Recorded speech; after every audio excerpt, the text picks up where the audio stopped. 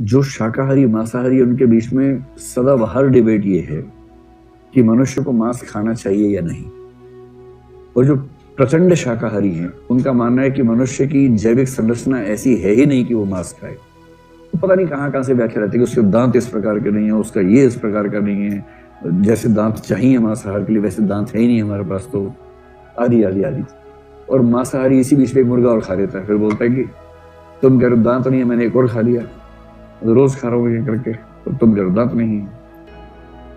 तो वो कहता है कि जैव मंडल की सुरक्षा हेतु मेरा मुर्गा खाना जरूरी है ना, इकोलॉजिकल बैलेंस बनाने के लिए मुर्गा खाना जरूरी है, वो ये कहता है।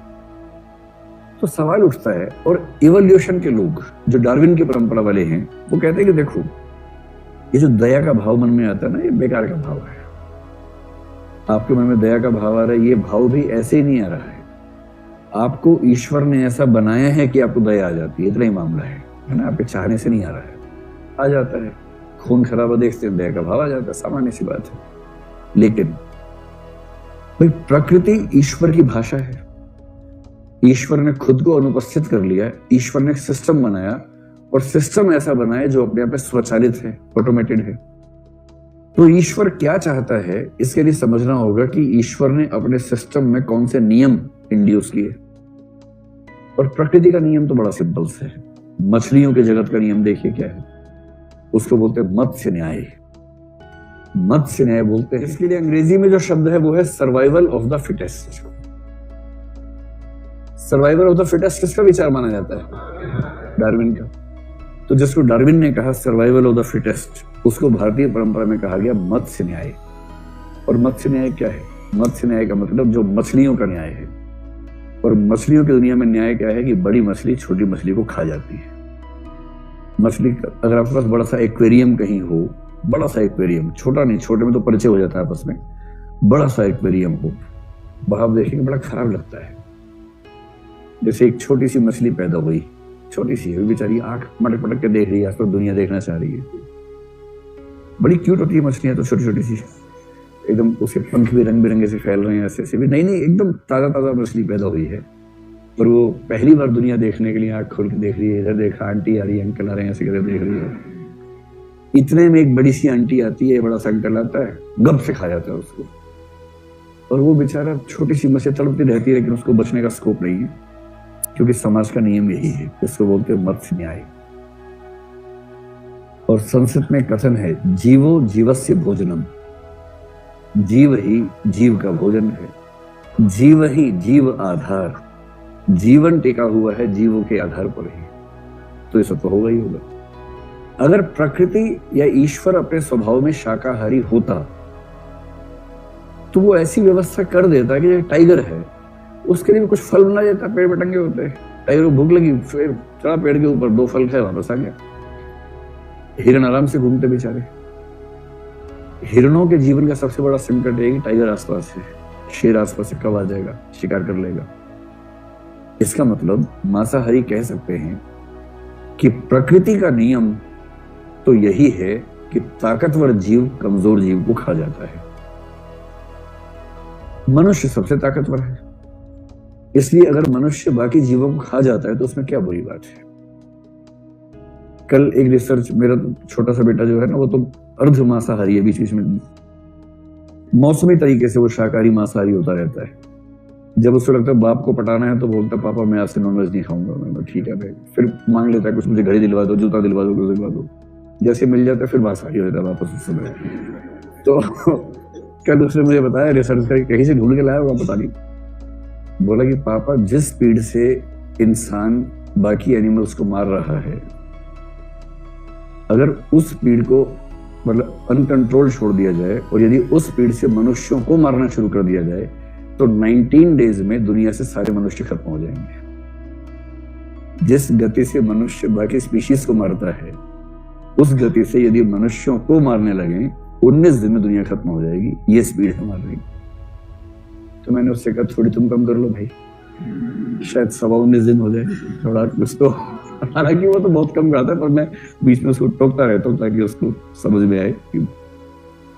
तो बहरहाल मत्स्य न्याय अगर प्रकृति का नियम है तो है, अब महात्मा गांधी को तर्क देना है कि क्यों ये बुरी बात है। तो महात्मा गांधी ने कहा, यदि प्रकृति का नियम आप मान रहे होते तो प्रकृति का नियम तो ये भी है कि जो ताकतवर है कमजोर को खा जाएगा, तो मनुष्य समाज में ये नियम लागू क्यों नहीं करते आप लोग?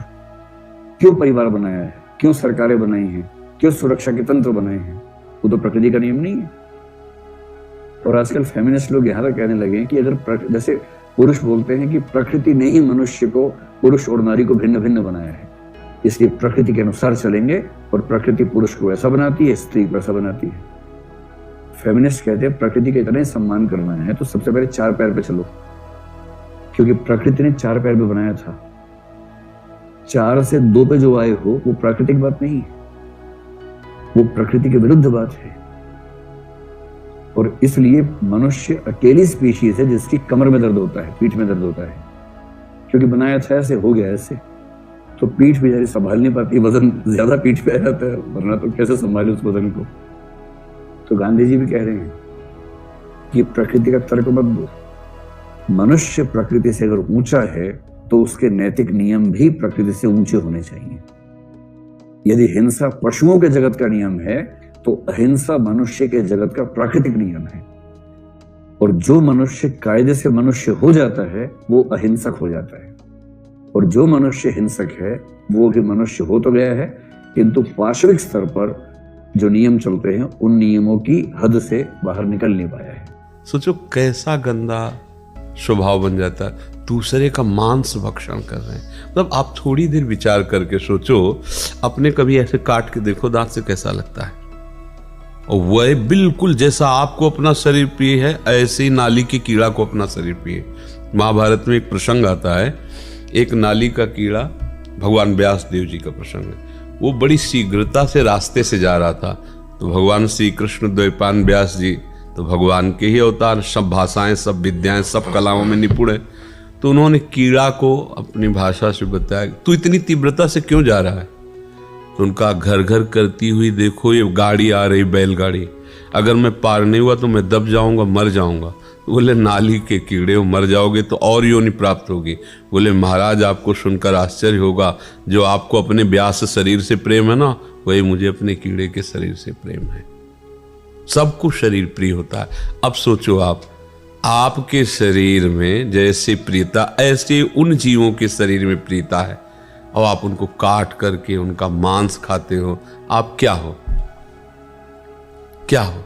क्या आप जानवर हो या राक्षस हो? 2 को छूट दी गई है, अलग अलग आहार है। मूली में भी जीव है, आलू में भी जीव है, उखाड़ के फेंक दो सूख जाएगा। जीव वैसे ही है जैसे सब में वैसे ही, पर विधान बनाया गया है, आपके लिए ये आहार, आपके लिए आहार। शेर के लिए मूली गाजर नहीं बनाई गई, वो बलात् जबरदस्ती अपने बल विक्रम से पशुओं को फाड़ करके खाता है, उसको कोई पाप नहीं लगता, उसके लिए विधान है। बाज के लिए विधान है, चिड़ियों को बलात् खाता है। लेकिन आप मनुष्य हैं, आपके लिए सब्जी है, फल है, एक से एक पेय पदार्थ, दूध है, घी है, एक से एक जूस है, रस है। कौन सा बल आप ये अंडा में, मांस में, मछली में, ये सब क्या है? केवल बुद्धि भ्रष्ट हो गई है। और वो कहने में थोड़ा बुरा लगेगा, राक्षसी भाव इसे ही तो कहते हैं। वो जीव बचना चाहता है, आप जिस जीव की हत्या कर, आप देखो उसको, वो फड़फड़ा रहा है, वो बचना चाहता है, आप उसे जलाते हैं, काटते हैं, एक पैर बांध करके और उसको आग में जला रहे हैं। क्या ये जानते हो क्या होगा? घोर दुर्गति नरकों में होगी। अब वहां तो कोई जैसे कहा जाए, देखो ऐसा करोगे पुलिस पकड़ेगी, मार डंडे तुम्हें उल्टा बांध के मारेगी, बकवास है। और जो फंस जाते हैं ना, उनको समझ में आता है। ऐसे नाखून उखाड़ते हैं, कितने कितने कष्ट। अब वहाँ कोई देखने वाला तो है नहीं ना, भोगना पड़ता है। जैसे यहाँ का जेल की सजा बताई जाए जनरल आदमी, लगेगा यार डबकाने के भय के कारण कह रहे हैं, ऐसा कहाँ होता होगा? वो होता है जो तुम सोच भी नहीं सकते। तो ये तो बहुत साधारण, क्योंकि यहाँ कुछ ना कुछ तो दिल है, हृदय है उसके। वहाँ हृदयहीन है वहाँ के शासक, जो यमपुरी के भगवान यमराज के सेवक हैं, उनके हृदय नहीं है। ऐसी दुर्गति होती है। महाप्रभु प्रेम रस प्रकट करने के लिए आए, मैं जैसी थरिवंश नर्क गति दुर्भर, यम द्वारे कटियत नक्शी के। जब भोगना पड़ेगा तो भैया बहुत होश में, मतलब इसे खिलवाड़ न समझना। सबसे प्रार्थना है, मांस मछली अंडा शराब, मान लो हमारी प्रार्थना, ये मनुष्य जीवन तुम्हें मुक्त होने के लिए मिला है, उत्तम गति के लिए मिला है, ये गंदे आचरण के लिए नहीं मिला है। शराब में नशा नहीं है, भगवान का नाम जप के देखो, ऐसा नशा है न रात में नींद आती है न दिन दिन दिखाई देता है। एक अद्भुत आनंद, एक अद्भुत मादकता, एक अद्भुत उन्माद।